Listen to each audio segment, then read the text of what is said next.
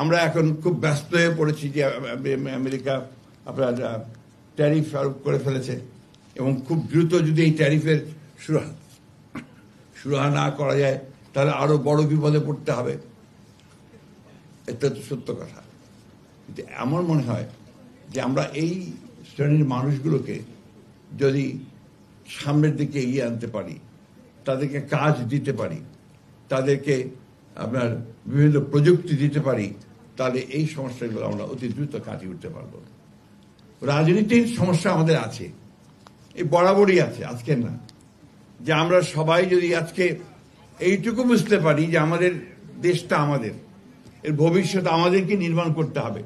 ওই আমেরিকা থেকে এসে ট্রাম্পও তৈরি করে দেবে না, বা আপনার চীন থেকে শি এসেও এটা করে দেবে না, অথবা ভারত থেকে মোদিও আমাদের ধাক্কা দিয়ে কিছু করতে পারবে না।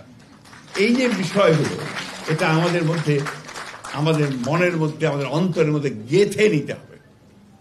বাংলাদেশে অনেক রাজনীতি আছে, এটা একটা, এর জন্মটাই হয়েছিল আপনার বহুত্ববাদের মধ্য দিয়ে। এটা আবার অনেকে ভুল বোঝাবুঝি করেন, মানে বহু চিন্তার মধ্য দিয়ে অনেকগুলো চিন্তা এসে এক জায়গায় আসে। আমরা বাংলাদেশের স্বাধীনতার সময় যখন লড়াই করি, তার আগে সেই সময় আমাদের নেতা অনেকেই ছিলেন, অত্যন্ত অত্যন্ত বড় বড় নেতা। মৌলানা আব্দুল হামিদ খান ভাসানী, হোসেন শহীদ সরওয়ার্দী, শেখ মুজিবুর রহমান, আমাদের মাহবুবুল্লাহ শাহ আসেননি আজকে এখানে বোধহয়, তিনিও তখন বিরাট নেতা ছিলেন। এখানে বাদুল্লাহ বসে আছে, তারাও বড় নেতাই ছিলেন তখন। তো আমাদের এক একজন এক একটা চিন্তা ছিল। সেই চিন্তাগুলো ছিল যে কেউ আমরা সমাজতন্ত্র করব, কেউ সমাজকে পাল্টে দেব, কেউ কমিউনিজম করব, কেউ ধর্মীয় ব্যবস্থাকে এখানে প্রতিষ্ঠিত করব, ইসলামকে প্রতিষ্ঠিত করব, সব মিলিয়েছিল। তারপরে যুদ্ধ শুরু হয়েছে, তখন কি আমরা সবাই এক হয়েছি, এক হয়ে সে লড়াইটা লড়েছি। আমরা সবাই এক হয়ে যাই।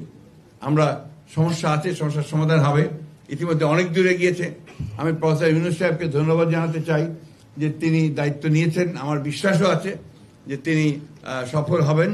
আমরা আসুন, আমরা সবাই মিলে তাকে সাহায্য করে, আমরা নিজেদেরকে সাহায্য করে আমরা সঙ্গে। তবে একটা কথা, গণতন্ত্রের কোনো বিকল্প নেই এবং গণতন্ত্রকে চাপিয়ে দেওয়া যায় না।